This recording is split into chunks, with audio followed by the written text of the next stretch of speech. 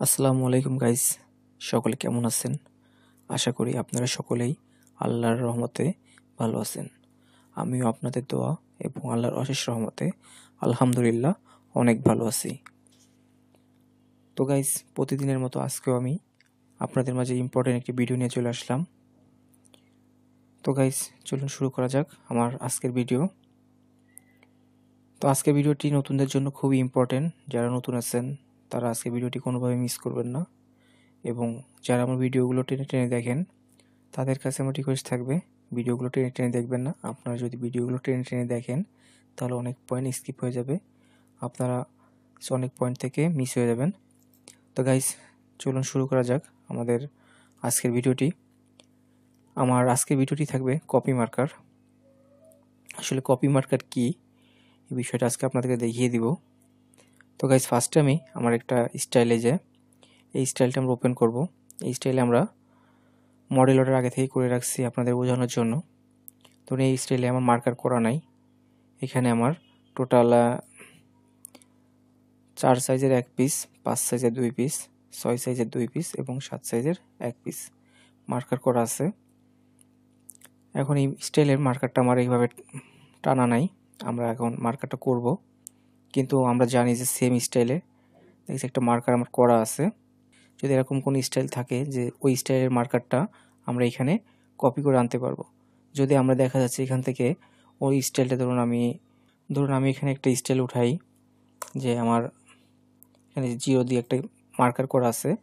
এই জিরো নামে যে মার্কারটা আছে, এই মার্কারটা দেখা যাচ্ছে এই মার্কারের সাথে আমার নিউ নামে যে মার্কারটা আছে 6 পিসের নিউ মার্কার, এই মার্কারটার সাথে এই মার্কারটার সম্পর্ক আছে।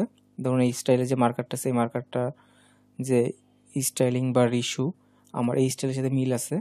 তো চাইলে আমি যদি এই মার্কারটা এখন এই নামে আনতে চাই, আনতে গেলে আমার সেভ অ্যাজ দিতে হবে, মডেল অর্ডার চেঞ্জ করতে হবে, অনেক কাজ করা লাগবে। তো আমি যদি চাই যে না, আমি এখানে যে মার্কারটা আছে সেম এই মার্কারটাই আমি এখানে নিয়ে আসবো, তো সেটা করতে পারবো আমরা। তো এটা করার জন্য এই মার্কারটা আমরা ফার্স্টে ওপেন করি। এই মার্কারটা ওপেন করার পর আমরা এখান থেকে কপি মার্কার নিব। তো আমাদের এখানে আমরা এই যে কর্নার যে ডাবল ক্লিক করি, এখানে ডাবল ক্লিক করার পরে এখানে আমরা কপি মার্কার নামে একটা অপশন পেয়ে যাব, যেটা আমরা অলরেডি এখানে নামিয়ে রাখছি, যে কপি মার্কার। এই কপি মার্কার দিয়ে আমরা কাজটা করব। তো কপি মার্কার পর ক্লিক করলাম।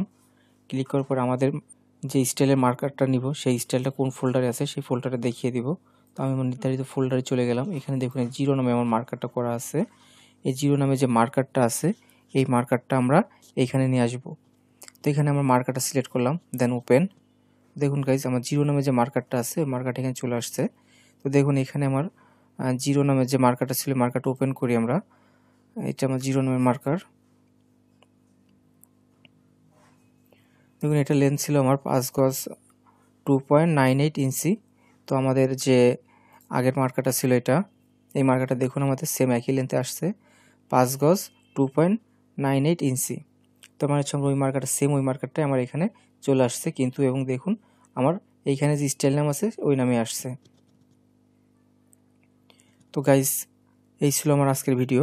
যারা নতুন মার্কার শিখতেছেন তাদের জন্য আজকের ভিডিওটি মোস্ট ইম্পর্টেন্ট, কারণ কপি মার্কার দিয়ে আমরা অনেক সময় কাজটাকে ইজিভাবে করতে পারি।